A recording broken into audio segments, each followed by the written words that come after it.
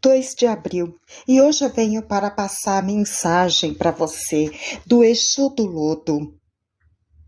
Assim como o lodo transforma resíduos em fertilidade, permita que as dificuldades de hoje seja o adubo para o seu crescimento. Não temas as mudanças, pois elas podem revelar a sua força interior.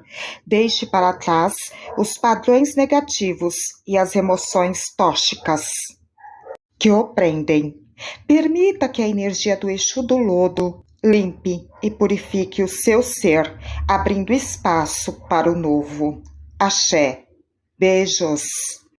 Não se esqueça, deixe seus likes, curte, se inscreva, compartilhe @Castelo Rainha Maria Padilha e envie essa mensagem do Exu do Lodo para os seus amigos e amigas. Até!